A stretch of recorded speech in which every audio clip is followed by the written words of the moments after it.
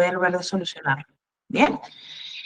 Entonces les decía, ¿no? Les decía que justamente esta diferenciación entre lo que es normal o anormal, hay que tener mucho tino para poder hacerlo, ¿no? Si a ustedes les llega, no sé, a ver, una persona de la selva y les dice que no puede dejar de comer tortuga, para ustedes de repente puede parecer anormal, que nosotros aquí en Lima no comemos tortuga, pero en su contexto cultural sí es algo natural. Bien, entonces nosotros no podemos adelantarnos a decir, oye, esta persona que viene a solicitar una ayuda está mala de cabeza, porque está comiendo tortuga. A simple vista sería una conducta normal, ¿no es cierto? A simple vista sería algo anormal. ¿Qué falta? Y qué falta a muchos colegas quizás hacer hincapié justamente en esto, en contextualizar el comportamiento del ser humano. Nos falta poder conocer más la historia de vida de la persona con la que vamos a trabajar. Nosotros no podemos apresurarnos a determinar si es que es normal o anormal un comportamiento. Esto no debería ni siquiera existir en nuestro vocabulario. Porque ningún comportamiento es anormal o normal. Simple y sencillo, cada uno es distinto. Si te toca una persona del Medio Oriente, tú vas a ver que su comportamiento va a ser diferente, la forma de vestir va a ser diferente, su ideología va a ser diferente. Ay, pero como yo practico el modelo de TCC, quiero hacerle cambiar su ideología a lo que yo creo que debería ser. No, porque es su ideología bajo su contexto. Va a ser muy difícil cambiar ese objetivo, va a ser muy difícil de alcanzar, ¿no? Y aquí nos dicen la cultura, el contexto, por ahí como que a algunas personas les gusta comer la tortuguita, la habrán probado, ¿no? Debe ser rica, yo sinceramente nunca la he probado. Julio nos dice contexto cultural, histórico e ideográfico. Perfecto, Julio, exacto. Hola, Emanuel, buenas tardes. Entonces, quería tomarme esta introducción para hacer hincapié en ello, ¿ya? Porque nosotros no podemos necesariamente criticar algo bajo una normativa que no existe realmente. Esa normativa no existe, lo que es normal, lo que es anormal, no está, ¿ya? Entonces, les insto a ustedes a que puedan también ir cambiando esta filosofía, si es que no la tienen todavía instaurada, o si es que por ahí tienen enfrente una personita y necesariamente están buscando qué comportamientos están saliéndose de la normalidad. Si yo aplico eso, es un modelo médico, ¿no? Y nosotros, le vuelvo a repetir, chicos, no somos médicos, ¿bien? Vamos a comenzar entonces, y por aquí, por el chat, les voy a pasar nuevamente esto de aquí, ¿no? Que es nuestra introducción para perder el miedo y de manera anónima poder ingresar a este link digitando justamente este código y responder la pregunta, que la pregunta del día de hoy es, ¿qué modelos médicos conocemos? ¿Qué modelos explicativos conocemos? A ver, chicos, anímense, y los que de repente no pueden acceder a través del link, lo pueden hacer a través del chat, por favor. La clase del día de hoy, recordemos que son los modelos explicativos dentro de psicología.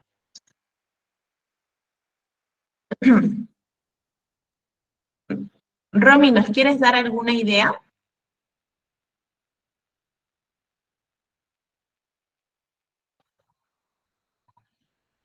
Sistémica, Gestalt, ok, a ver, vamos colocando un poco más de información. 2 personas de 70.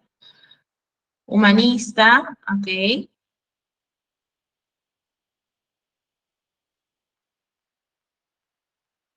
Nada más, solo 3 modelos. Si hubieran 3 modelos, no existiría tanta controversia en psicología. Psicoanálisis, muy bien, Sandro. Gracias por tu comentario cognitivo-conductual. Ujú. Humanista, conductual, conductismo. Muy bien. Cognitivo, sistémico, Gestalt, la psicología positiva, Gestalt. Ok, muy bien. Entonces, sí, más o menos tenemos una idea de lo que son o de qué tipo de modelos explicativos podemos conocer, ¿no? Eh, Como les comentaba la sesión pasada, hay muchos modelos explicativos y tengan por seguro que van a seguir saliendo más modelos explicativos. De hecho, se está forjando ya la 4ª generación, ¿no? Algo totalmente, creo yo, innecesario, porque tanto la 3ª generación se apoya en en la segunda, entonces no tiene tanto sentido seguir creando más confusión entre los colegas. Pero vamos a ver qué cosa es un modelo explicativo, ¿no? Porque nosotros no podemos comenzar la clase del día de hoy si es que no sabemos a qué nos referimos con un modelo explicativo. Y un modelo explicativo es, como bien menciona ahí, un marco teórico o conceptual que busca o tiene la finalidad de comprender, explicar el desarrollo, la manifestación y el tratamiento de conductas problemas. ¿Ya?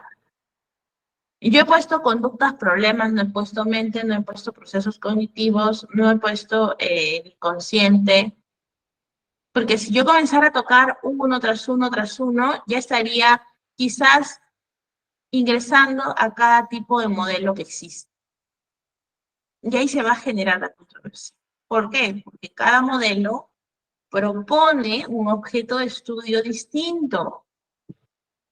Y si yo tengo diferentes modelos, tengo diferentes objetos de estudio. Por ende, tengo diferentes formas que explican el comportamiento humano. En consecuencia, se genera todo un revuelo a nivel filosófico de qué cosa es, qué cosa no es, de qué paradigma tendría que primar, qué paradigma no tendría que primar, ¿no? Lo bueno, creo yo, del Colegio de Psicólogos actualmente es que están impulsando un poco más de psicología científica en las charlas que están dando. Antiguamente, el Colegio de Psicólogos solamente brindaba charlas enfocadas hacia la Gestalt, enfocadas netamente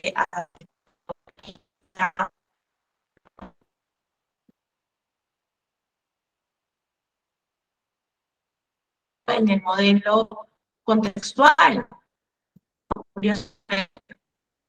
Entonces, creo que aquí en Perú, de manera tardía, o ahora se escucha mejor, ya, de manera tardía. A ver, chicos, si se llega a cortar el audio o si es que falla, a ver, ahorita me pueden decir si está o está ok, ya. Seguramente hay un poco de intervención. No, no tengo Movistar. Tengo Win, y miren que Win supuestamente es la mejor, ¿no? Pero no da, no brinda lo que supuestamente ofrece. Yo salí de Movistar porque realmente era tóxico, ¿no? Pero bueno, si se va, ustedes me avisan, esperamos un ratito, y regresamos, paciencia, porque es algo que yo no tengo el control directamente ahorita, ¿no? Como les digo, toda la tarde he venido trabajando, me he venido bien, y ahorita como que está presentando ciertas fallas, deficiencias, pero bueno, vamos. A ver, Ronda nos dice, cada uno de estos modelos tiene sus propias fortalezas y debilidades, ninguno puede explicar completamente todos los aspectos del comportamiento humano. A menudo los psicólogos utilizan la combinación de estos modelos para proporcionar una mejor atención posible. Esa es la idea de nuestro gran amigo Ronald. Pero ¿qué pasa si es que nosotros juntamos los modelos? Vamos a volvernos eclécticos. Ahí está, Julio también nos está apoyando, ¿no? A ver, ¿cómo explicamos el eclecticismo? Una persona puede ser cristiana y puede ser atea a la vez.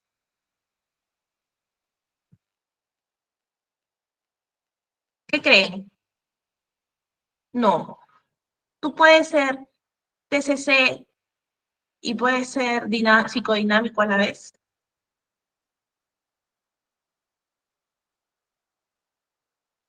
No sé. Si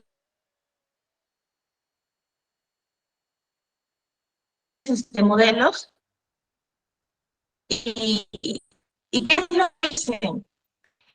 Las técnicas del modelo A y las técnicas del modelo B y las técnicas del modelo C, si yo las incorporo, el paciente va a estar ok.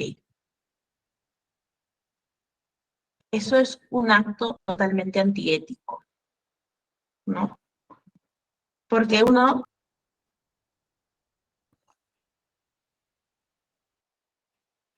a ver, ahora me escucha.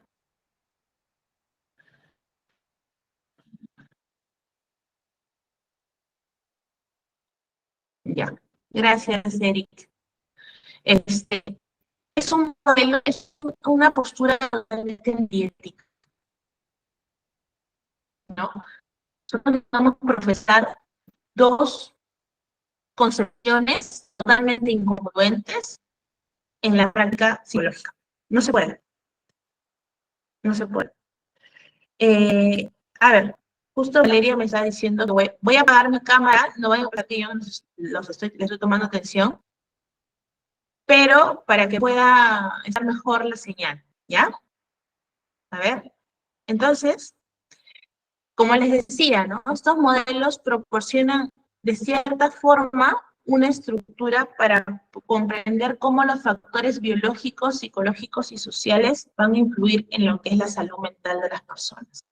Vamos a conocer el primero, que es el modelo psicodinámico o psicoanalítico. ¿Bien? ¿Quién no conoce, como ya lo habíamos visto en la sesión pasada, a nuestro gran amigo Freud? ¿No? Nuestro gran amigo Freud impulsa este modelo y él muestra interés inicialmente por lo que es la medicina, la neurología y la psiquiatría, y finalmente llega a realizar incluso estudios sobre el tejido nervioso y el efecto tranquilizador de la cocaína. Algunos dicen que él consumía marihuana, ¿no? O sea, hay un montón de comentarios hacia este personaje, pero él se centró básicamente en trabajar la histeria, ¿no? Y paradójicamente la histeria solamente en aquel entonces, entre comillas, estaba referenciada hacia las mujeres. Es de ahí que viene el término, oye, tú estás histérica, ¿no? De ahí viene, de ahí viene. ¿Y cuáles eran las principales manifestaciones de la histeria? En aquel entonces eran dolencias continuas que presentaban las mujeres y afecciones sin motivo aparente. O sea, dolor, fastidio, molestia, y aparentemente no había una causa real, ¿no? Y como no había una causa real, estos dolores, estos fastidios o estas somatizaciones iban incrementándose y en algún punto generaba desmayos, ¿no? O las personas, o las mujeres en este caso, se desvanecían. Entonces, él se interesó en trabajar ello. A ver, antes de pasar, aquí hay unos comentarios. Por ejemplo, el terapeuta puede utilizar técnicas de mal motivo para especialmente negativo. Eh, sí, entiendo tu punto, Ronald.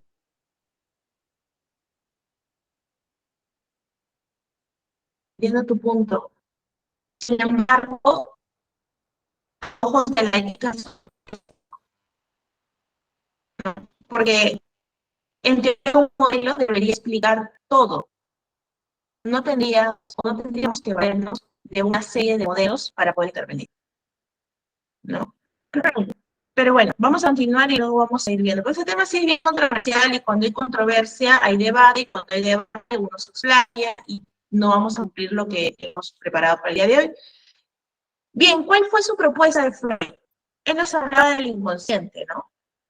Entonces lo que él trataba era de que toda la información del inconsciente, que era una parte oculta, como vemos aquí en el gráfico, ¿no? Una parte que está al fondo, metida, donde están nuestros deseos más reprimidos, decía Freud, ¿no?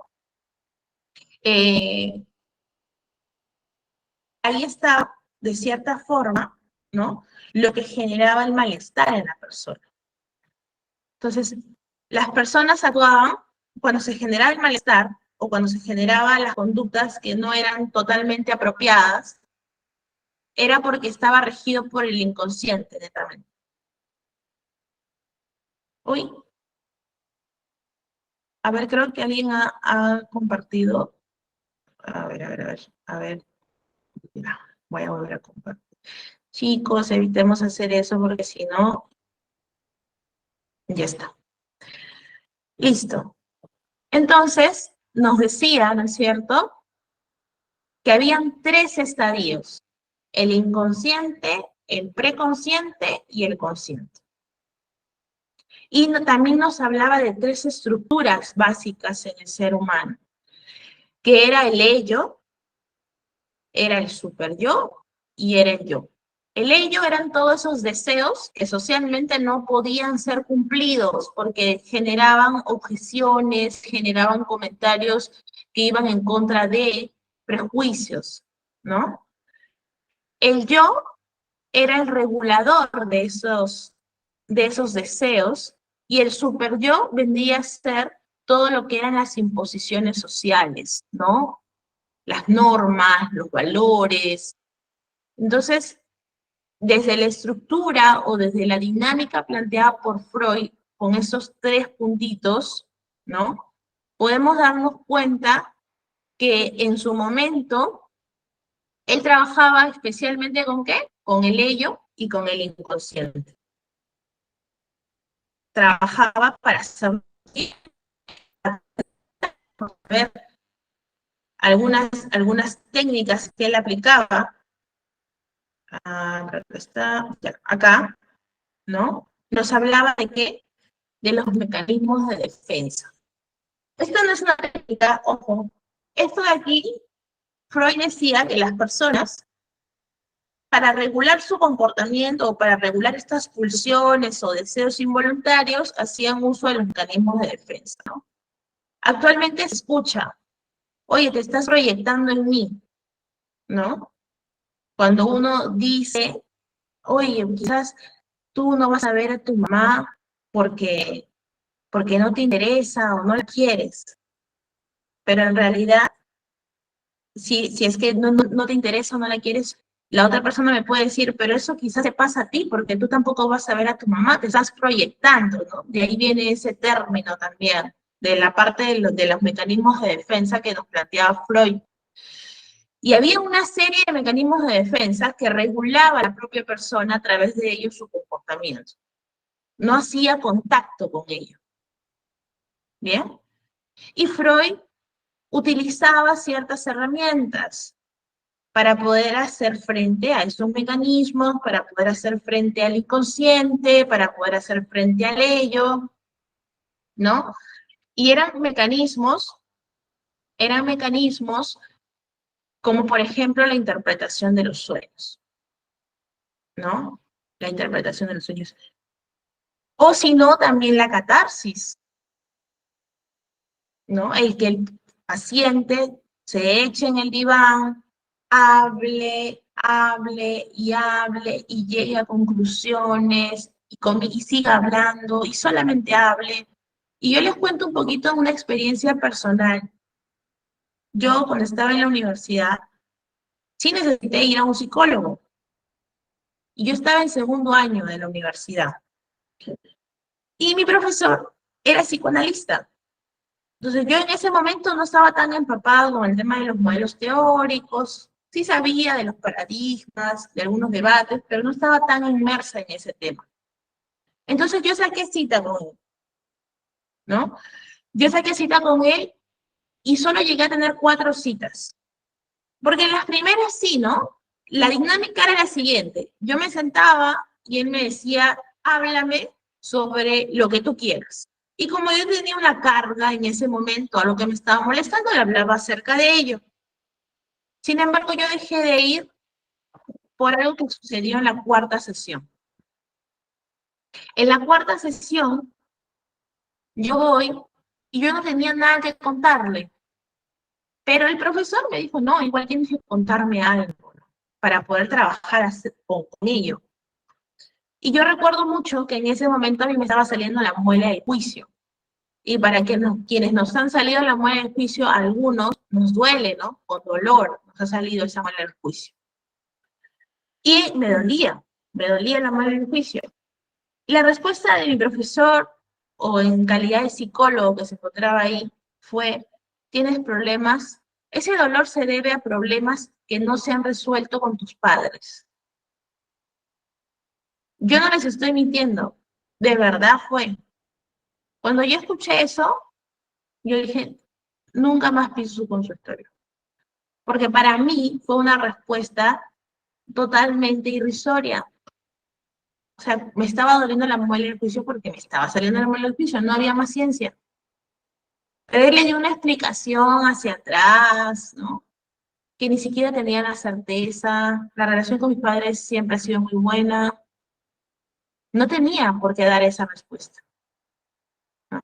Y de ello lo seguí viendo porque era mi profesor, evidentemente, pero ya no seguía tomando terapia. Entonces, creo yo que quizás uno puede llegar a conocer más este modelo si toma sesiones bajo este modelo, para que tú mismo o tú misma puedas desilusionarte del modelo, ¿no? Y tú te preguntas y dices, oye, los 100 soles, que en esa época era bastante, los 100 soles que yo estoy pagando es para que me digan que la muela del juicio que me está saliendo es porque mis papás tienen un problema que no está resuelto conmigo. ¿Ustedes volverían o no volverían si les dijera algo similar? ¿Qué dicen, chicos? No los puedo ver, pero normal si pueden escribir por ahí.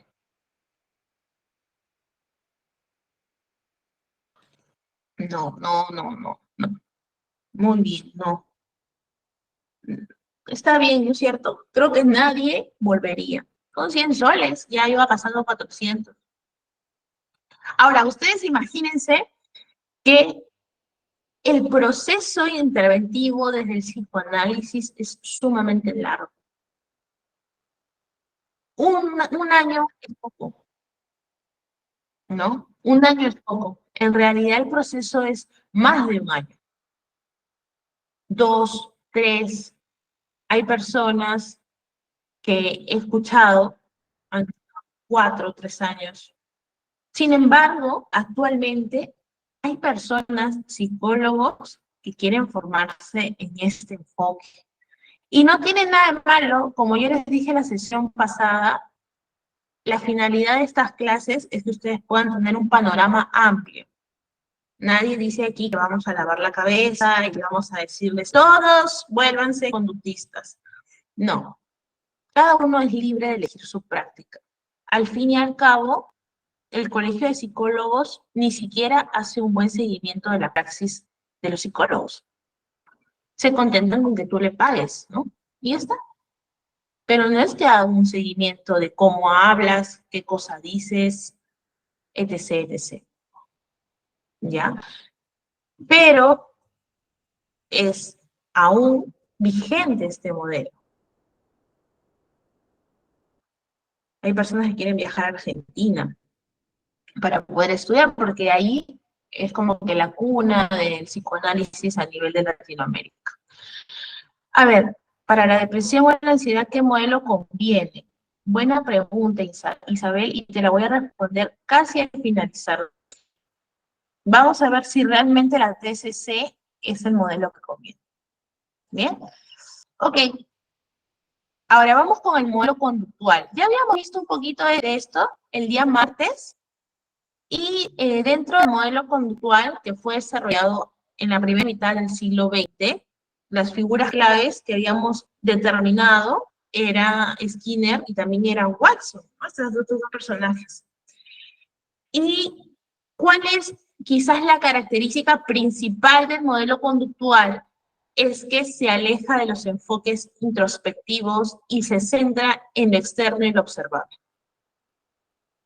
Quiere decir entonces que el modelo conductual no le hace caso a las emociones, no le hace caso a los pensamientos, no le hace caso a lo que siente una persona. Esto que les estoy diciendo es la principal crítica del modelo, ¿no? Que es un modelo más frívolo, es un modelo más externo. En realidad, no es así. Nosotros sí hacemos caso a lo que sucede, entre comillas, dentro de la persona.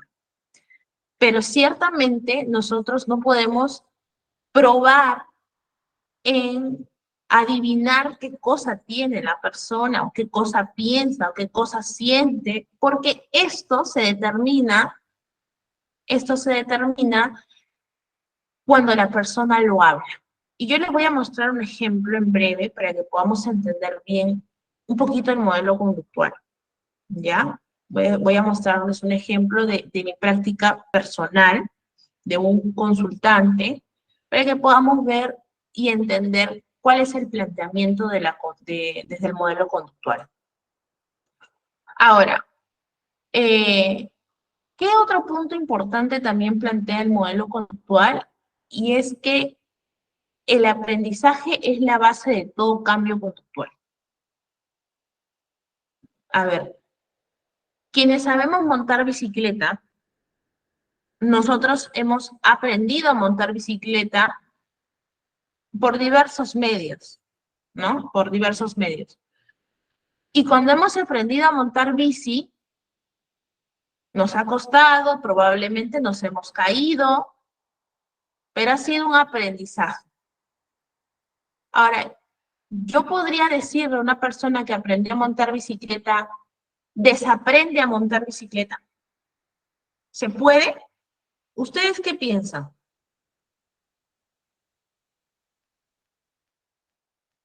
No, ¿no es cierto? No. Muy bien, no, no, no, no. Ok. Hay casos. Hay Yo diría casos, que, chicos. perdón, disculpe, disculpe, yo diría que no es tanto desaprender, sino el olvido. Cuando ya uno pierde la práctica también se puede olvidar. Claro que para recordar uno ya lo tiene interiorizado, pero se puede olvidar también. Lo que no se usa se atrofia también en ciertas cosas. Sí, se puede atrofiar, ¿no? Dependiendo también de cómo lo has aprendido, ¿no? De que si verdaderamente era tu motivación aprenderlo, fue por obligación de tus padres para que aprendas. O sea, hay varios factores.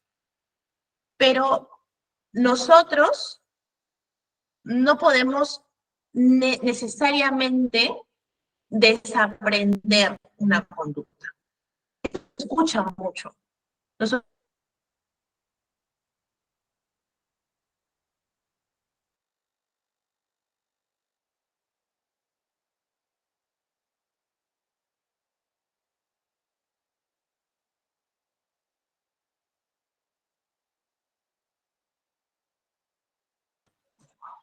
Hola, chicos.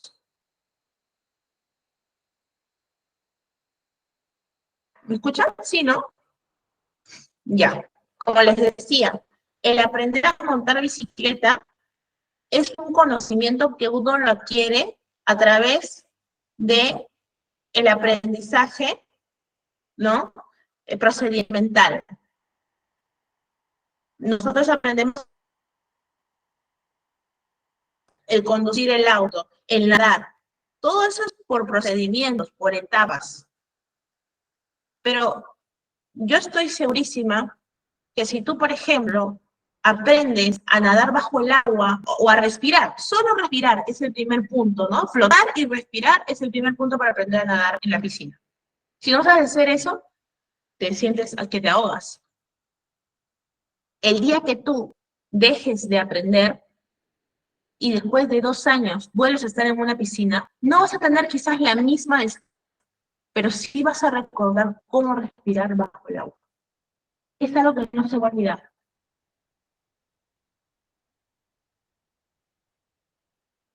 Por el desuso, sí se puede quizás, entre comillas, maltratar, ¿no? O afectar la forma en cómo uno ha ido incubando este aprendizaje. Pero recordemos que también hay otras aristas.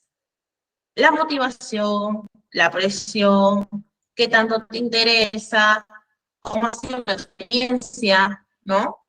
Si por ahí tú quisiste aprender a nadar, tenías toda la motivación del mundo y te tocó un profesor que de repente no le interesaba ni siquiera enseñarte a cómo flotar, la experiencia va a ser aversiva,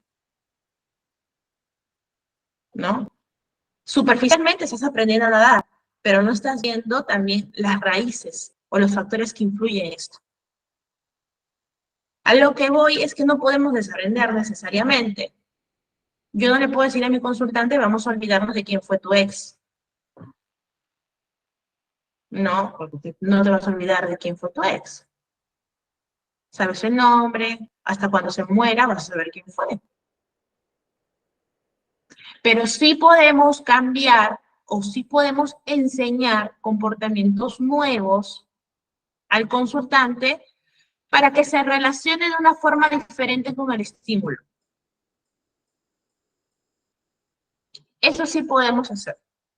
¿Bien?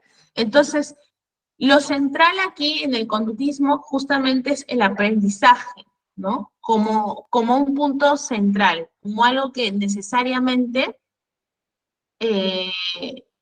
va a prevalecer. Y no rechaza, como les decía, los modelos, los procesos mentales, ¿no? Sino que lo hacía más tangible a través de la verbalización, ¿no? La conducta verbal propuesta por Skinner, que difiere en algún punto de otras teorías, que la conducta verbal es innata, y Skinner decía que era aprendida, ¿no? Es nuestra arma para poder conocer lo que tu consultante piensa, siente, ¿no? A nivel emocional, cómo es también. Porque a través del habla yo lo voy a entender y a través del habla yo voy a generar también un aprendizaje, voy a calar en el consultante. ¿Bien? Entonces, primero tenemos el aprendizaje o el condicionamiento clásico, y aquí está el famoso ejemplo de Skinner, no, de Pavlov, ¿no? Él nos decía que el condicionamiento clásico se componía de diversos elementos. En primer lugar, nos hablaba de un estímulo incondicionado. Es algo que no tenía ni siquiera ningún efecto, en este caso en el perrito. El estímulo incondicionado, ¿cuál era? La comida, ¿no? Pero luego, ese estímulo incondicionado comienza a tener más valor a través de ¿qué? De un estímulo neutro, que fue la campanita o el metrónomo, ¿no? Inicialmente la campana no tenía una respuesta. Miren, yo les digo que la comida tampoco tenía una respuesta en el animal. Algunos dicen que sí, pero ¿por qué tendría que tener una respuesta necesariamente en el animal? Si tú estás llena o lleno y te ponen enfrente, un plato de ceviche o lo que fuera, muy poco, o sea, es muy poco probable que tú salives. Nosotros no podemos tampoco adentrarnos a decir que necesariamente la comida sí tenía, en ese momento, la primera vez que le presentó Pavlov al perro, una razón de ser o tenía un impacto necesariamente. Posteriormente sí, porque comenzó a privarlo de hambre, ¿no? Entonces, quien tiene hambre es más propenso a salivar. Y bueno, la campana, que fue el estímulo neutro, al inicio sí no tenía ninguna razón de ser. ¿Qué pasa cuando Pavlov homologa, ¿no? Lo pone bajo el mismo estándar al metrónomo o la campana con la comida? Hace que el perrito también tenga la misma respuesta incondicionada, salive, ¿no? Pero luego le quita la comida y solo le presenta la campanita. ¿Qué sucede con el perrito? Va a salivar igual, se vuelve una respuesta condicionada, ¿no? Entonces, básicamente, bajo el modelo de Pavlov, estímulo incondicionado, respuesta incondicionada. Estímulo neutro, no hay ni una respuesta, porque es lo que yo quiero condicionar. Luego tenemos la homologación entre lo que es el estímulo incondicionado y el estímulo neutro, y tengo como respuesta nuevamente una respuesta incondicionada. Y luego yo presento la campanita, que viene a ser el estímulo condicionado, y finalmente tengo una respuesta condicionada. Es decir, cuando Pavlov tocaba la campana, inmediatamente el perro salivaba sin necesidad de tener el alimento. El perro ya había aprendido que la campana, que después de la campana seguía el alimento. Después, o puede ser, porque hay tipos de condicionamientos clásicos, ¿ah? Hay tipos, eso no es el único. Pero hay un tipo que es el retardado, que aparece después de unos cuantos segundos, ¿no? Hay uno que es al mismo tiempo. Ahorita no vamos a entrar en esa explicación porque nos faltaría más tiempo para poder ampliarlo. Ese es el modelo de Pavlov, que fue el que propuso, y luego tenemos el modelo de Skinner, ¿no?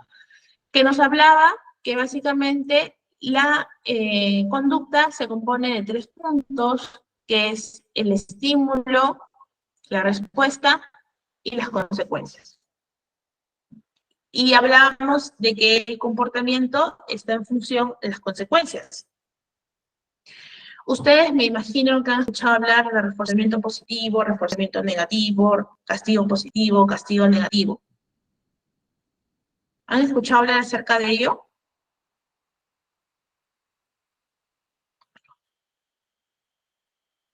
Sí, no, sí, ya. A ver, acá hay una imagen chiquita que voy a presentárselas, que encontré en internet y nos puede salir para poder explicarlo de una forma más dinámica. Ya, a ver. Aquí estamos viendo un cuadrito. Para comenzar, un reforzamiento positivo, un reforzamiento negativo, un castigo positivo, un castigo negativo, no significa que sea bueno o que sea malo. Vamos a despojarnos de esas etiquetas, porque a veces uno piensa que el reforzamiento positivo es algo bonito para la persona, o que el castigo positivo, ¿no? Es algo abrupto, pero que no es tan intenso, ¿no? Algo que no es tan, que no le va a generar tanto malestar al niño o a la persona. Y necesariamente que el castigo negativo es lo peor que puede existir, ¿no? El golpear a una persona, agredir, etc., etc. No, chicos, eso vamos a despojarnos de estas dos etiquetas y en realidad, como bien menciona aquí el gráfico, lo que está determinado es que lo positivo o lo negativo significa en dar o en quitar. ¿Ya? En dar o en quitar. Un refuerzo positivo, en este caso, estamos viendo en la imagen, es que la mamá le dé un abrazo al niño, ¿no? Oye, entonces, ¿quiere decir que a todos los niños las mamás tienen que abrazarlos? ¿Ustedes qué opinan?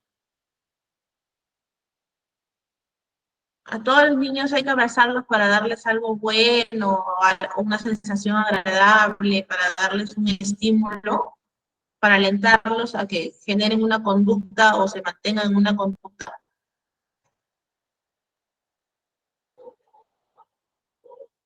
¿Será así o no será así? No, no, ¿verdad? Ciertamente no. ¿Por qué? Porque no todos los reforzadores cumplen la misma función en las personas. Ah, como Julito cumplió la tarea, le voy a dar un chupetín. Pero Julito odia los chupetines. Y le voy a dar el chupetín para que él se sienta premiado y para que mañana más tarde él siga cumpliendo su tarea y siga manteniéndose en eso, es decir, para que la conducta se mantenga o aumente. Pero él odia el chupetín, entonces no.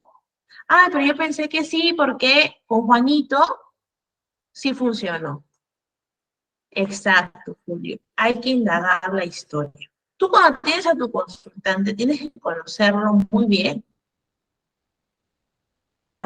¿Cómo le gusta que le digan las cosas? ¿En qué tono? ¿No? Si le gusta la Navidad o no le gusta la Navidad, si le gusta, no sé, las vacaciones o no le gustan las vacaciones, qué programas de televisión ve, si es que ve, porque si no conoces eso, tú no puedes hacer una buena intervención. Y si a uno le dices, oye, muy bien lo que estás haciendo, utilizas esa frase como un reforzamiento, un refuerzo positivo, y la persona en su historia de vida se le hizo daño, se le decía muy bien, pero se lo decía de una forma más sarcástica, pero le es aversivo, no va a ser más contigo, cambiar tu organización, o simplemente preguntarle si a él es más cómodo que le refuerce positivamente a través de una organización, si se siente más cómodo con una sonrisa, si se siente más cómodo con alguna opción. Bien, no podemos caer necesariamente en generalizar estos refuerzos hacia todas las personas con las que estemos trabajando. Bueno, el castigo positivo es dar algo desagradable, ¿no? Por ejemplo, ahí el niño dando un grito, ¿no? Está molesto, está dando algo desagradable, algo que no le gusta al niño. ¿Para qué? Para que la conducta mañana más tarde decline. Luego tenemos el castigo negativo, que es quitar algo agradable. La niña estaba jugando de lo más tranquila, de lo más feliz, la cuerda y la maestra o quien fuera la retira de ahí. ¿Bien? Y el refuerzo negativo es quitar algo desagradable. La mamá le ha hecho comer ensalada, pero el niño no quiere comerlo y comienza a llorar. Y la mamá le da dulces para que coma, para que tenga algo en el estómago. Entonces, el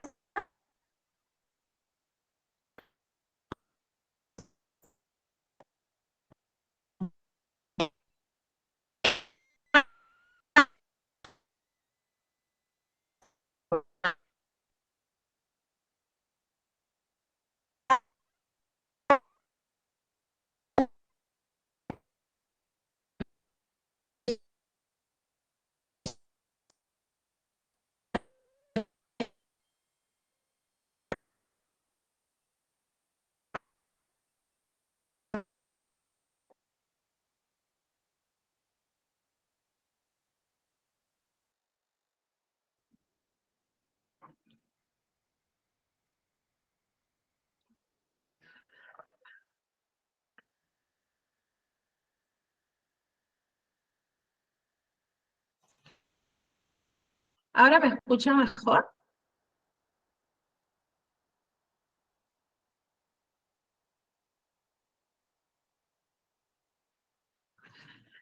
Y ya. A ver, gracias. Gracias, Giovanna. Gracias, Cintia. Gracias, Rosalín. A ver, creo que Lucy quiere consultar algo.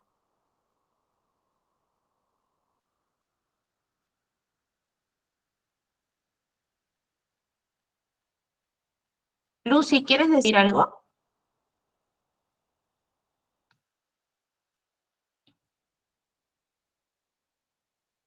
Bueno, pasemos a ver con Marta.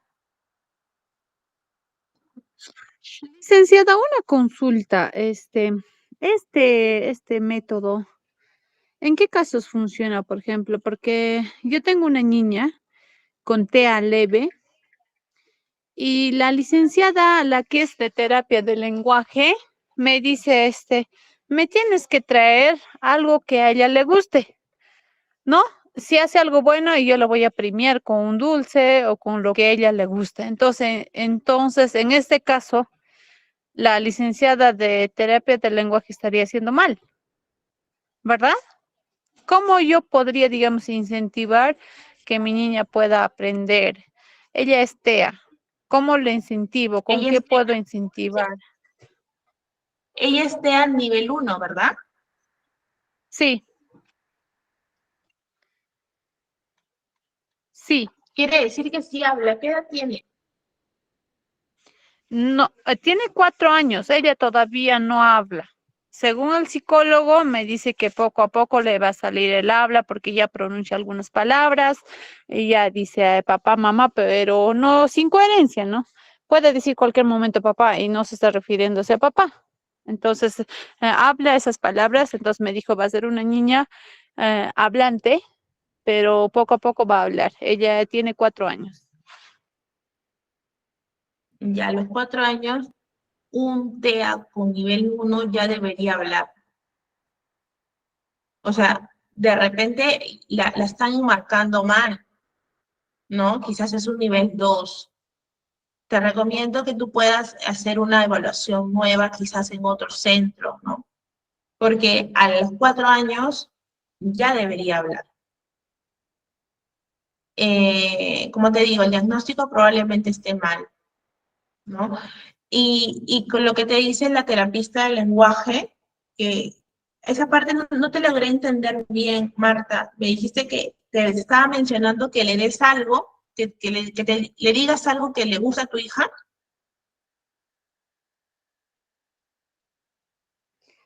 Sí, lo que me dice es que cuando yo le llevo a su terapia, me dice, me tienes que traer lo que le gusta a ella. Y como a todos los niños le gusta dulce, entonces le dije pues que le gustaba dulces, pero por la condición que ella tiene, no puede comer dulces, ¿no? Porque le altera más y le vuelve más hiperactiva. Entonces, por eso yo no le llevo dulces, le llevo postcores, todo eso, pero no veo, digamos, la mejora que está haciéndolo. Claro, entiendo. Ahí tú tendrías que ver o explorar un poco más los gustos de tu hija, ¿no? O sea, y yo sé que en cierto punto es difícil porque no hay un avance psicológico, ¿no? Y menos un avance del lenguaje y todo esto se desprende que la evaluación quizás está errónea. Entonces, lo más adecuado de buscar ahorita un reforzador o algo que le pueda incentivar a tu hija en las terapias, creería yo que es que puedas cambiar de psicólogo, ¿no? Y puedan hacerle un diagnóstico distinto, ¿no? Sí, exacto.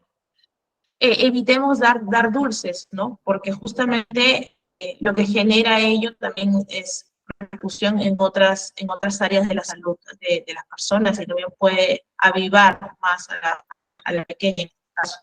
Dime, Marta. No, está bien, muchas gracias. Sí, eso yo también estaba pensando, Marta, bueno, ¿qué más? sí, estoy pensando no cambiar. Eh, no, muchas gracias. Esa era mi pregunta.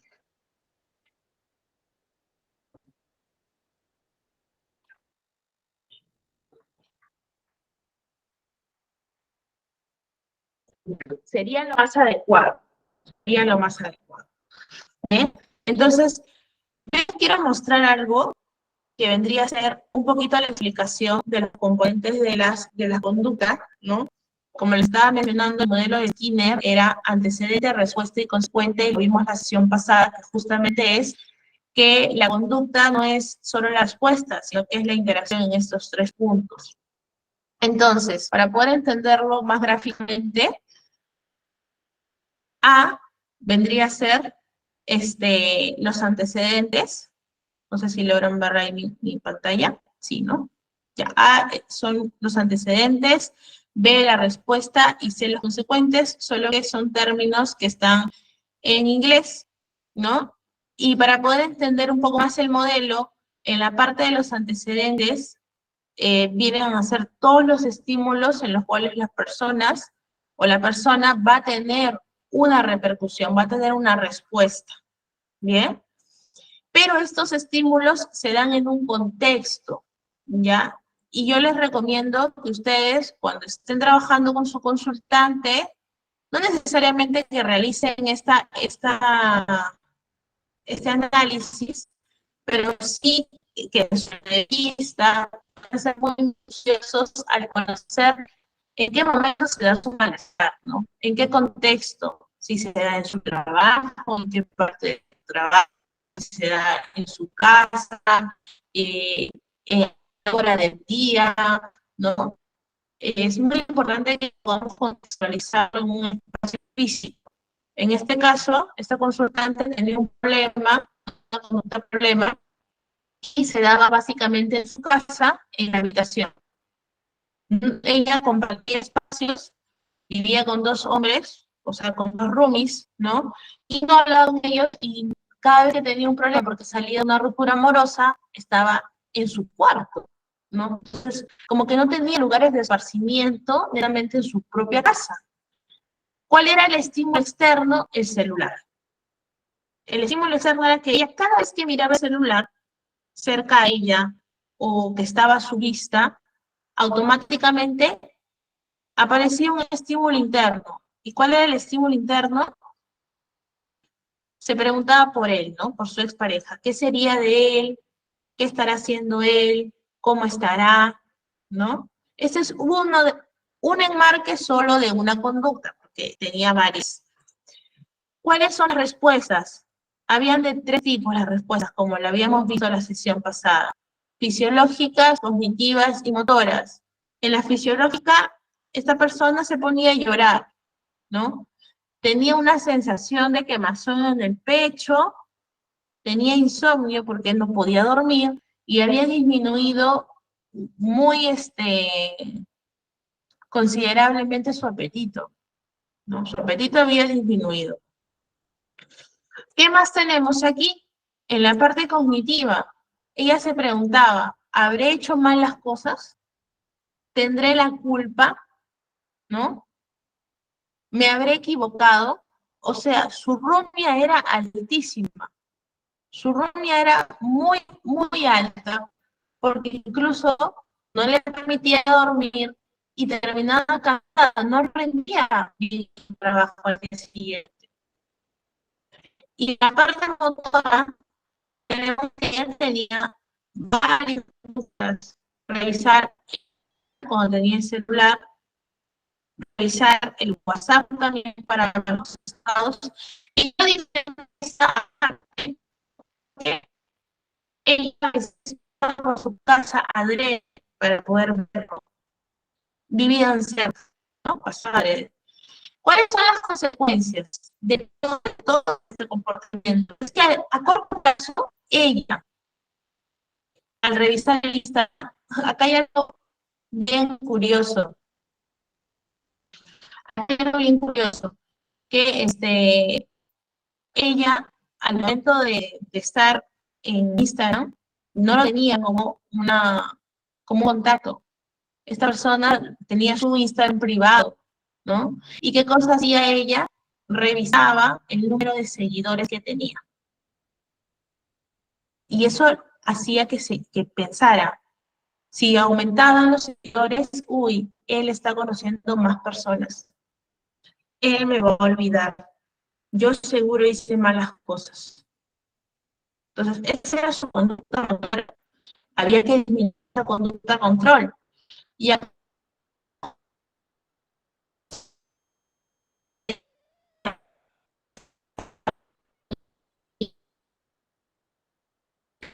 tranquilidad de tener cierta información, entre comillas.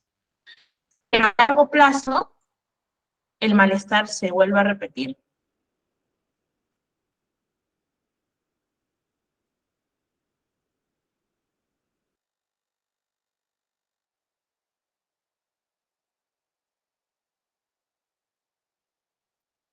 Hola, ¿me escuchan?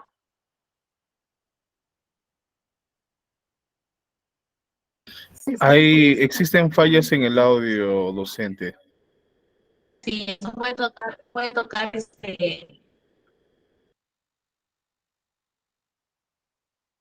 el audio está mal. Ya, ¿cómo hacemos entonces? Porque, a ver,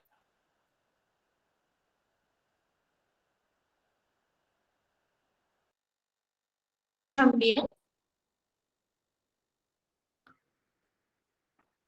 sí, entiendo.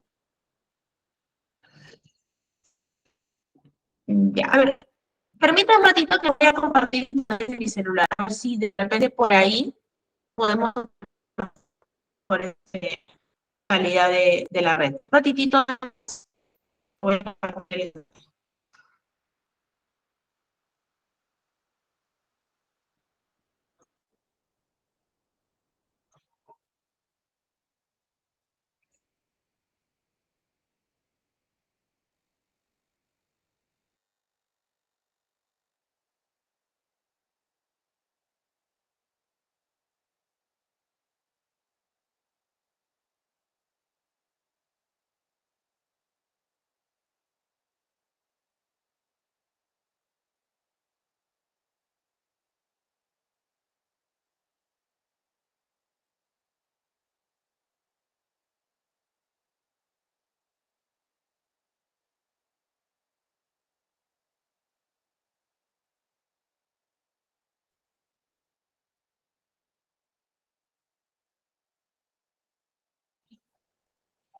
Y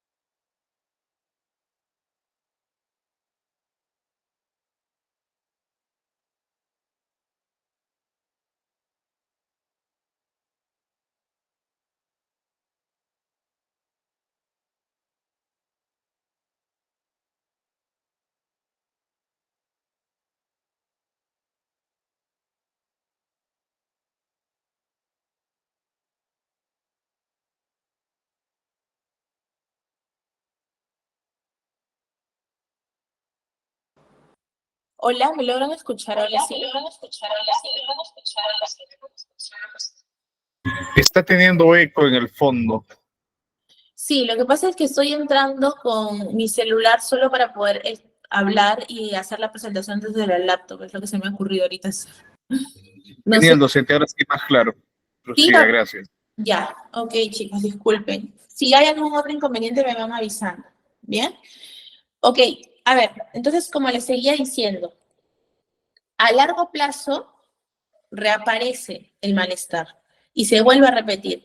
Entonces, esta acción, ¿no? Y todo, en realidad todo, viene a ser un proceso de reforzamiento negativo, ¿no? ¿Por qué? Porque está generando una conducta que está aplazando el malestar que siente.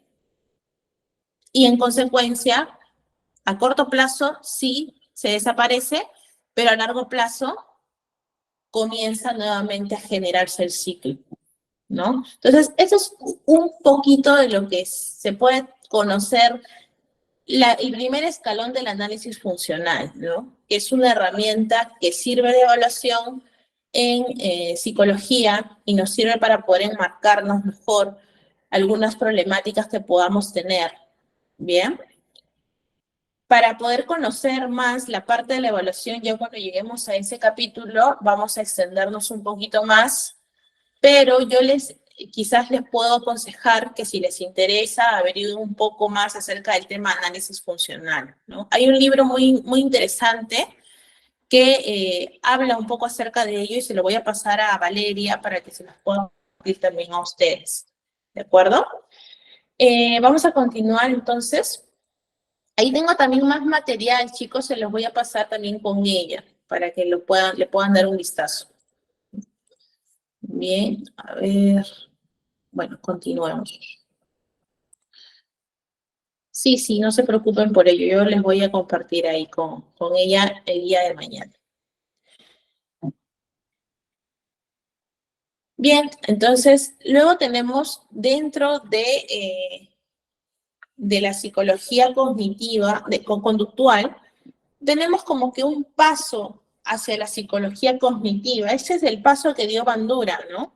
Bandura introdujo el modelo observacional, pero el modelo observacional, chicos, no es netamente conductual, sino que marca ya una transición hacia el modelo cognitivo. ¿Por qué? Porque él comienza a hablar de estos términos: atención, retención, ¿no? Reproducción, especialmente estos dos, que son términos que no se hablaban en la psicología conductual. Uy, ahí está, que no se hablaba en la psicología conductual. Entonces, ahí ya nos está introduciendo lo que es la TCC. Básicamente, lo que planteaba Bandura es la importancia de adquirir modelos de comportamiento a través de la observación, ¿no? A través de la observación. Él hizo un experimento con el muñeco Bobo, ¿no? Para poder explicar un poquito lo que es el aprendizaje social. Y él nos hablaba de un término, ¿no? Que es conocido como la motivación. Nosotros teníamos, o si queremos trabajar bajo este modelo, ¿no? El modelo del modelado, básicamente, es que tenemos que incentivar y tenemos que motivar a la persona para que alcance el modelo que queremos explicarle, que queremos enseñarle, ¿ya? Yo a un niño, por ejemplo, que no se porta tan bien, no basta con que lo siente frente a una computadora y le enseñe un video de un niño que se porta bien, porque eso no le va a brindar un impacto. Primero, el niño no tiene ni motivación. El niño piensa que portarse bien en realidad es un castigo, porque va a quitarle su habituación, ¿no? La forma en cómo él se ha comportado bien para él, en lo que él maneja. Entonces yo tengo que tratar de motivarlo, tratar de fraccionar el comportamiento que quiero que él observe y copie. Y a la larga introduzca el comportamiento como un hábito. Pero yo de frente no le puedo mostrar un video de un niño que está portándose bien y decirle, mira, así tienes que comportarte. Mira el niño cómo lo está haciendo, tú lo tienes que hacer exactamente igual. No.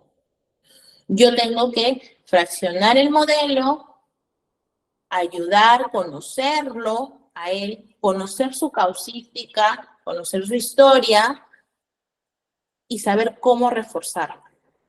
Eso es muy importante, saber cómo yo lo voy a reforzar a él. Bien. Luego tenemos el modelo humanista, que fue desarrollado en los 50 y alcanza más o menos el auge entre los 60 y los 70. Y aquí tenemos dos figuras claves que eran Rogers y Maslow, ¿no? ¿Quién no ha conocido la famosa pirámide de Maslow? Que a continuación lo vamos a explicar. Y este modelo surge justamente frente al humanismo, frente al conductismo, porque mencionaba que el conductismo era muy frío, ¿no? Había dejado de lado la parte humana de la persona. Y también, en consecuencia, frente al psicoanálisis, por esta experiencia subjetiva, por esta experiencia donde necesariamente no hay una conexión científica o real de lo que está pasando con la persona, ¿no? El inconsciente, el preconsciente, todo lo que ya hemos visto en la lámina, en las primeras láminas, que no brindaban una explicación certera de lo que le pasaba al ser humano. Entonces, viene el modelo humanista, centrado netamente en el ser humano, y dentro del modelo humanista, ¿no?, habla mucho acerca de la autorrealización. Ellos mencionan que la autorrealización es como que la cumbre, ¿no?, o el objetivo máximo que puede alcanzar el ser humano al momento de ir desarrollando de ir resolviendo sus problemas para poder sentirse autorrealizado, sentirse válido, ¿no? Y genera dentro de sus creencias que las personas tenemos justamente esta capacidad, y que esta capacidad es innata para nosotros de crecer y de mejorar. O sea, es una capacidad que nosotros tenemos adheridas a nuestro ser. No hay nadie, desde el modelo humanista, que no tenga la capacidad de crecer y de mejorar. ¿Bien? Y hacía mucho énfasis en lo que es el libre albedrío, ¿no? Hacía mucho énfasis en lo que es el libre albedrío y la responsabilidad personal. ¿Qué significa esto? Lo que planteaba el modelo humanista desde la parte interventiva era un modelo que buscaba escuchar a la persona, ¿no?, su aflicción, su queja, su molestia, pero que era un modelo que en cierta parte adoptaba una postura pasiva frente a esa situación. Tú fíjate cuándo quieres hacerlo. Tú elige en qué momento lo vas a realizar, ¿no? O sea, brindaba todas las cartas libres y posibles para que la persona que está en consulta decida por sí misma. Y sí, en cierta parte es beneficioso, ¿no? Es beneficioso porque generas lo que menciona ahí muy bien, la responsabilidad personal. Pero si tú dilatas, y no, eso no me estoy centrando solo en el modelo humanista, sino de manera muy general, si tú dilatas el proceso y solamente adoptas una postura netamente pasiva frente a una persona que te está buscando a ti para que tú la ayudes, ¿no? Y tú le dices, cuando tú creas conveniente o cuando tú creas que tiene que ser, evidentemente el proceso puede volverse contraproducente. Les voy a poner un ejemplo. Si una persona llega a sesión y dice en su motivo de consulta, oye, mira, ¿sabes qué? Mi mamá se murió hace 5 meses. Y ese es su problema, ¿no? Y no sé cómo afrontar el duelo porque he dejado de hacer muchas cosas y estoy contrariado, ¿no? No siento que he crecido, me estoy comparando con mis compañeros, ellos sí terminaron la carrera, ellos sí encontraron un trabajo, yo me estanqué, bla, bla, bla, bla. Ya, si yo le doy el libre albedrío a esta persona, en mi intervención yo le diría, mira, me has dicho que has dejado de estudiar. ¿Cuándo pretendes tú continuar o retomar tus estudios en caso fuera algo que consideres necesario, ¿no? No, es que no sé, estoy en duda, no sé si lo voy a hacer, creo que no sería algo factible, yo no soy capaz de terminar mi carrera, etc., etc. Y si yo me mantengo en esa postura, esta persona nunca va a retomar su carrera, teniendo en cuenta que era algo que le gustaba mucho, ¿no? Entonces, quizás lo más recomendable es que yo le oriente a que pueda poner una fecha al menos y que trabaje en base a esa fecha, ¿no? Que trate de orientarle hacia lo que es realmente importante para él en este caso, que es justamente terminar su carrera. Porque si yo continúo y lo dejo así en libre albedrío, tal cual, esto nunca se va o sea, a concretizar y mi consultante va a estar estancado, ¿no? Sí, hay que motivarlo, pero la motivación justamente viene en consecuencia de la acción, ¿no? O sea, la motivación viene cuando el consultante hace cosas para que vea que es capaz de hacerlo. Porque una persona que está quizás deprimida o triste, si tú le dices, oye, a ver, tú puedes, mira, tú sí lo vas a hacer, ¿no? Eres capaz. Y si está en una tristeza muy profunda, no te va a creer. Va a pensar que se lo dices por cumplir, para quedar bien, y no va a hacer nada.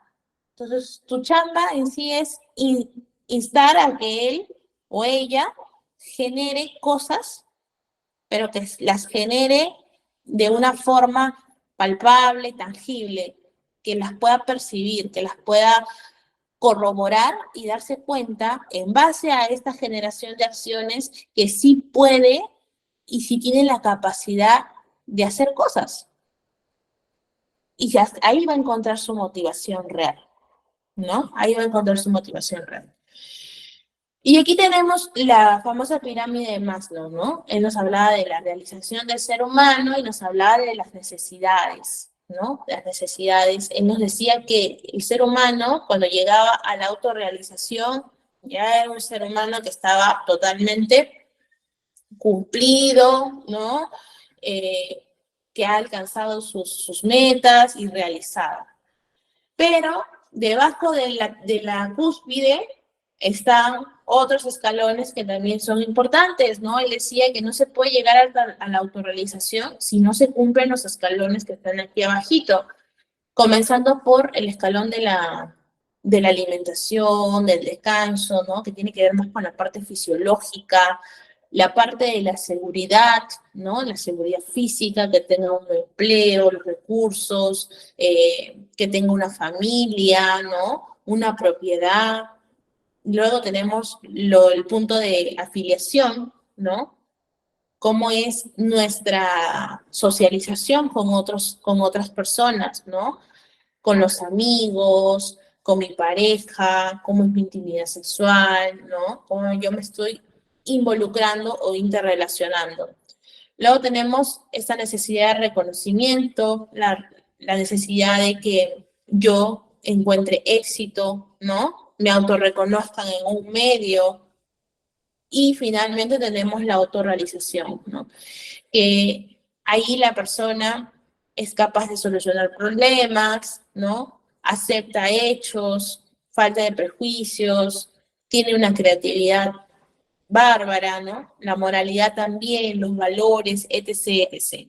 Entonces, esto es la concepción de Maslow, ¿no? Que nos hablaba justamente de la motivación, ¿no? La motivación básicamente fue para él la piedra angular de su planteamiento. La motivación y, en consecuencia, el cubrir las necesidades, ¿no? Luego tenemos la otra terapia, que es, dentro del humanista tenemos la terapia basada en el cliente, que fue desarrollada por Rogers, ¿no? Y nos habla acerca de el énfasis en la empatía y la autenticidad y la aceptación incondicional. O sea, Rogers le da una mirada al consultante como que el consultante es la estrella del proceso. Y ciertamente es así, ¿no? O sea, yo creo que ese fue su máximo aporte de Carl Rogers. O sea, el darle toda la luz al consultante como protagonista, porque muchas veces el consultante viene tan destrozado que ni siquiera siente que vale algo, ¿no? Entonces, Roger, bajo esta mirada, busca hacerlo sentir que sí es alguien, ¿no? Y que hay una autenticidad, hay una empatía que se desarrolla hacia esta persona netamente. Y busca crear un espacio seguro, ¿no? De autoexploración y de crecimiento junto con él. Este postulado de Carl Rogers sirve para que mañana más tarde esa filosofía que él manejaba se replique, no se replique tal cual, pero sí se toman algunos fundamentos para lo que es las terapias de tercera generación, ¿no? Específicamente esta idea, ¿no? De darle el centro de atención al consultante, ¿no? ¿A qué te refieres con que no era tan guapo? No era tan guapo, dice aquí nuestro compañero. Bien. Seguramente porque a Giovanna le gusta Maslow. Sí, su planteamiento es interesante, ¿no? Y nos vamos a dar cuenta que una persona, o sea, que no podemos caer en el positivismo tóxico de decir todos tienen que estar súper bien, todos tienen que estar súper tranquilos, todo lo que nos pasa, todo lo malo que nos pasa es por algo y tenemos que sacarle la cara bonita a todo. Si entramos a ese punto, estamos obviando todas las necesidades que incluso Maslow nos plantea, ¿no? Que justamente es el hecho de que una persona tenga una propiedad donde vivir, ¿no? Que tenga vestido, que tenga alimentación, son cosas básicas para que tu consultante se sienta al menos un poco más regulado. Son cosas básicas. Tú a un consultante que no tiene con qué comer, no le puedes decir que sea feliz.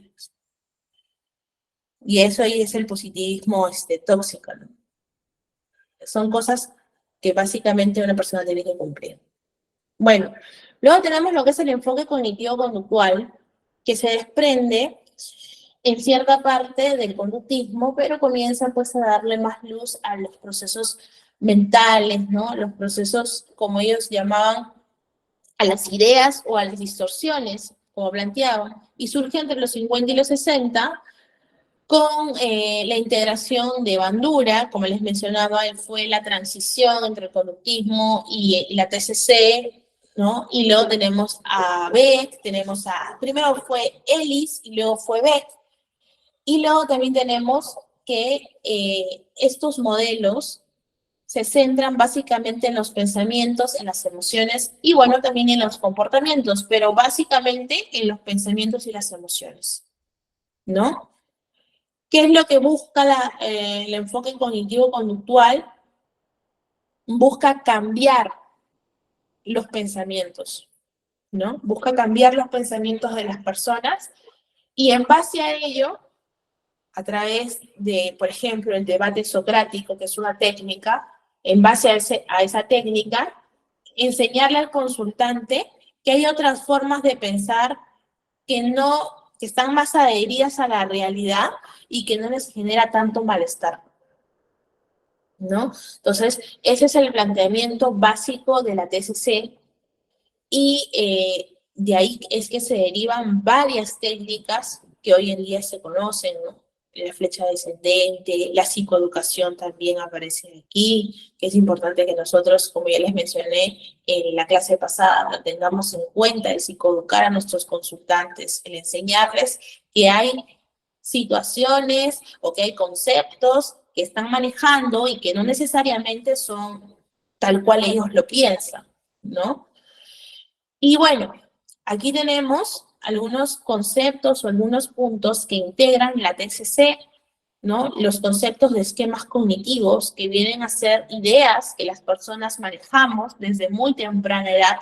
Nosotros manejamos ideas, ¿no? Desde que somos chiquitos, porque estamos moldeados básicamente por la familia, por la institución educativa, y esta interrelación o este amoldarnos a estas instituciones nos brinda como consecuencia ciertas creencias que en su momento pueden calar, y estas pueden seguir calando a lo largo de los años, ¿no?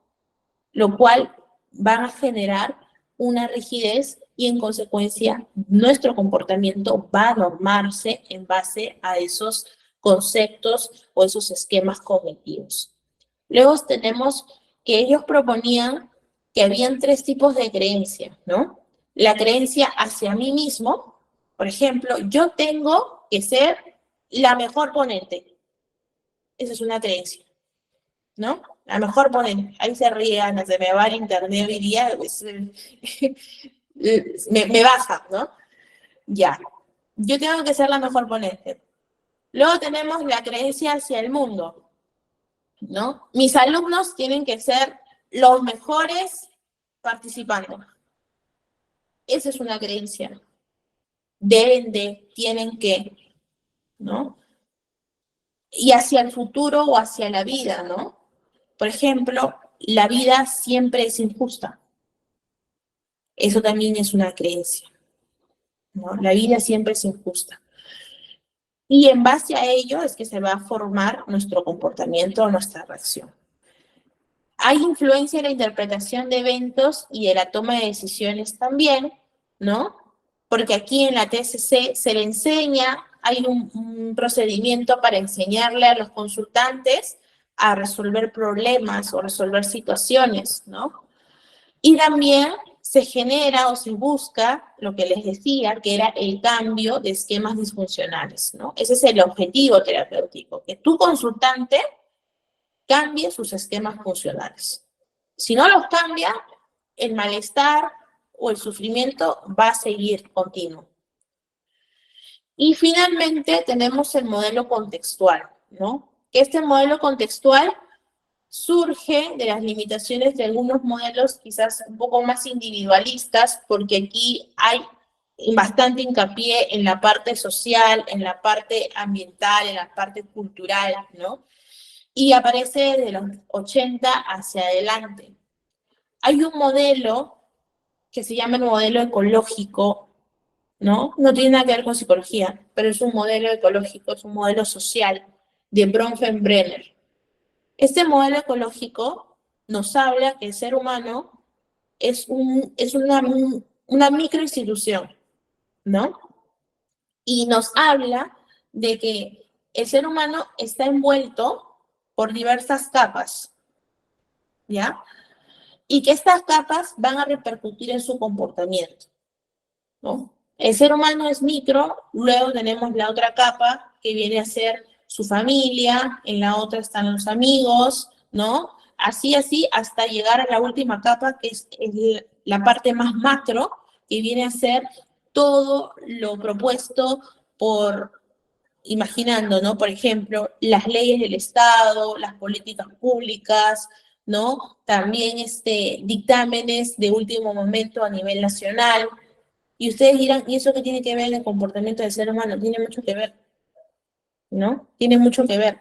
¿Por qué? En pandemia nos dicen, oye, nadie sale de su casa, pónganse su mascarilla.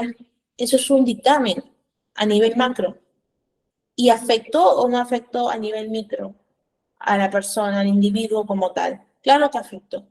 Entonces, este modelo, que como les menciono, no es un modelo psicológico, sino es un modelo social, nos explica muy bien la interrelación en diversos ambientes y cómo estos influyen en el ser humano. Si ustedes consideran, también pueden buscar información acerca de ello, ¿no? Pueden buscar información para que puedan tener un panorama más amplio de cómo entender el comportamiento.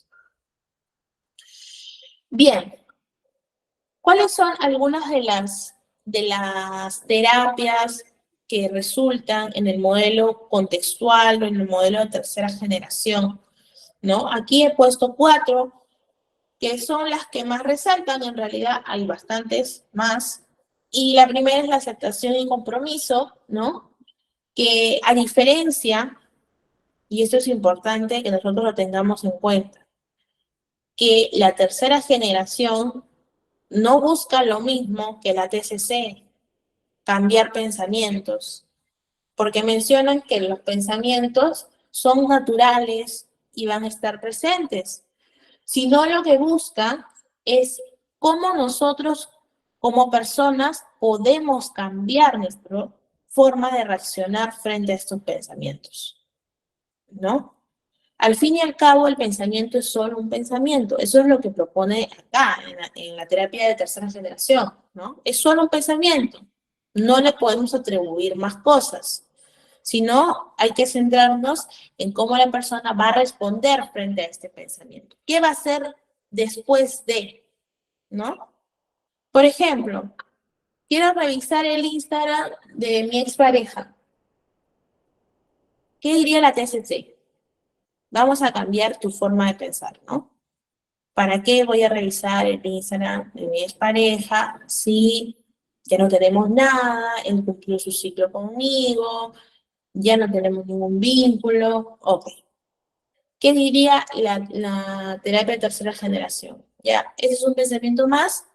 Ahora, ¿qué es lo que tú vienes haciendo en tu historia de vida? Revisar. O sea, una vez que aparece este pensamiento, ¿cuál es la conducta motora? Ah, ya, reviso. Entro a su Instagram. Por más que no encuentre nada, y hay consultantes que se van a encontrar que hacen esto, parece irrisorio, pero lo revisan en el día como 15 a 20 veces. ¿Ah? Eso no es sacado de película, es real. Ya, entonces, está tan mecanizada la conducta que ni siquiera ni la piensan. Entonces, desde la tercera generación, lo que se busca es, ya, ¿qué cosa distinta puedes hacer en vez de ingresar a revisar el Instagram de tu expareja? Dime algo que realmente te sume hacia lo que tú pretendes cumplir en un futuro, ¿no? O sea, dime algo, eso es ya más un planteamiento de la terapia de aceptación y compromiso, dime algo que te haga vivir una vida más valiosa. Acércate a algo que de verdad tú sientas que estás viviendo una vida más significativa. ¿Eso es significativo para ti? ¿Te ayuda? No, ya, entonces, ¿qué cosa? Mira, la verdad es que he notado que he descuidado mis estudios. He bajado mis notas porque es tanta esto de aquí que tengo de revisar el Instagram de mi expareja, que yo siento que lo que a mí me acercaría, porque mi carrera, mi estudio es realmente importante para mí, sería utilizar ese tiempo en leer o en aprender o en repasar o en estudiar, porque siento que eso sí me llenaría más. Entonces estoy cambiando, ¿no? La forma en cómo Inicialmente la terapia de aceptación y compromiso fue creada para problemas de ansiedad, ¿no? Hoy en día es replicable a otras causísticas. Por ejemplo, en la depresión, ¿no? También se trabaja mucho en dolores crónicos, en cuidados paliativos también, ¿no? En psicooncología también se está teniendo intervención en este tipo de terapias. Por otro lado, tenemos la terapia de activación conductual.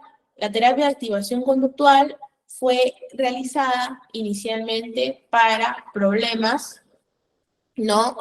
Depresivos. Y ahí hablaba, ¿no? De que la motivación no tiene que llegar primero, sino lo que tiene que llegar primero es la acción para que luego venga la motivación y en consecuencia se mantenga. Y luego tenemos la terapia analítico-funcional, ¿no? Esta terapia es integrativa en el sentido de que puede integrar esta con esta. Y eso no significa ser ecléptico, ojo, sino que esto en realidad sí puede ser terapia, ¿no? Pero es que es como que la terapia que se va a colocar, ¿no? En diferentes tipos de terapia. ¿Por qué?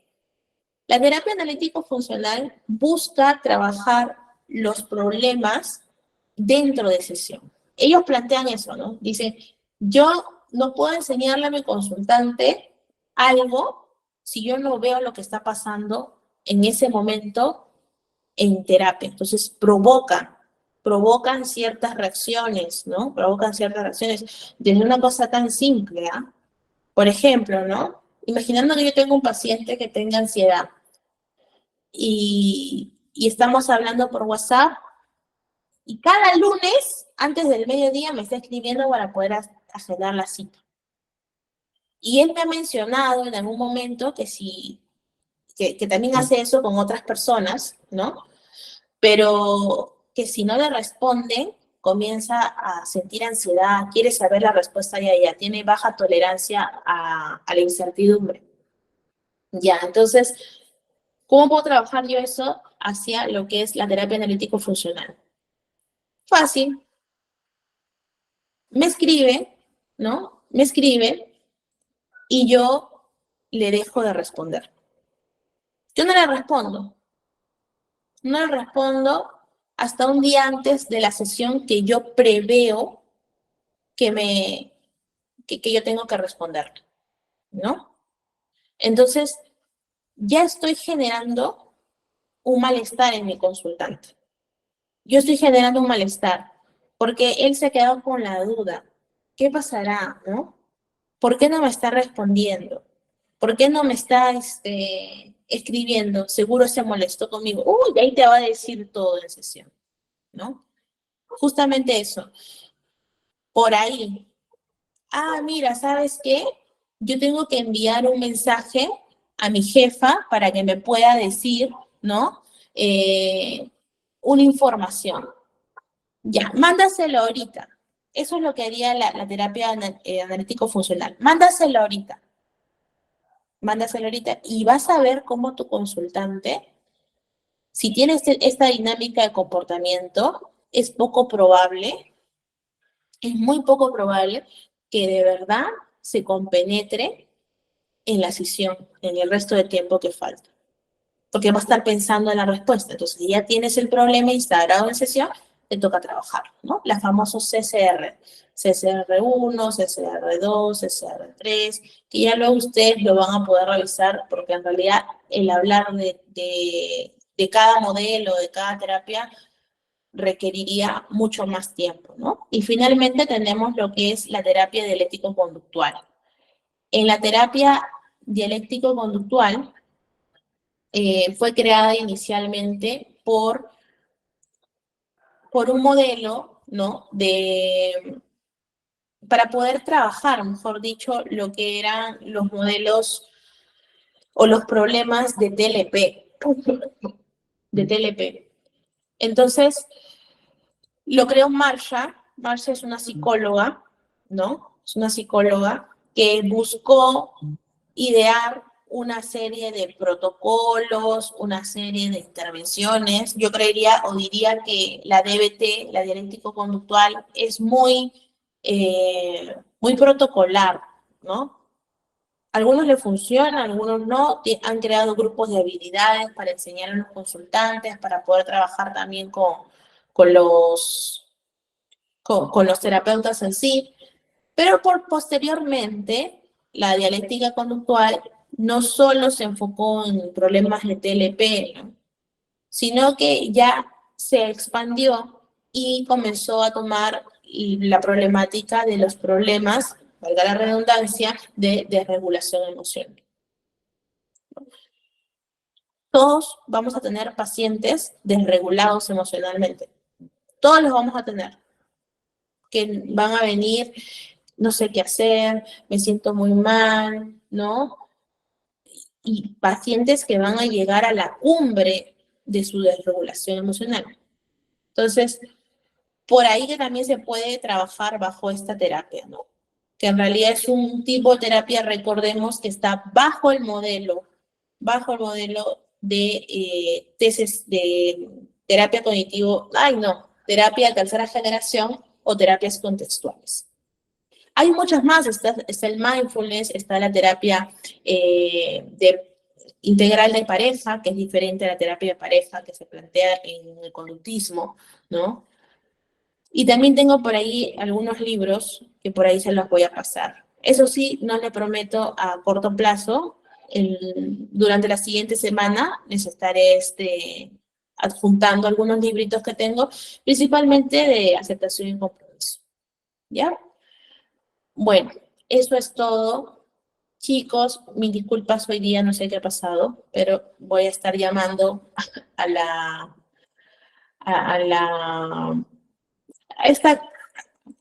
a Win, ¿no? A Win para que nos pueda solucionar el problema.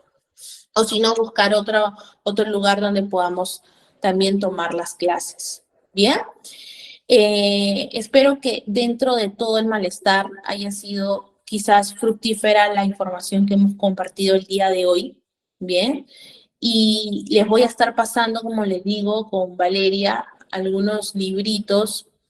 El librito que tengo es de María Jesús Forzán, que es una psicóloga española, ¿no? Ella es conductista neta, ella enseña en la Universidad Autónoma de Madrid, o sea, tiene una ideología muy buena, ¿no? Para poder formarnos ahí. Les voy a pasar, el librito es un poquito grande, pero yo creo que les va a servir porque los apartados que tienen los capítulos son muy fructíferos, ¿no?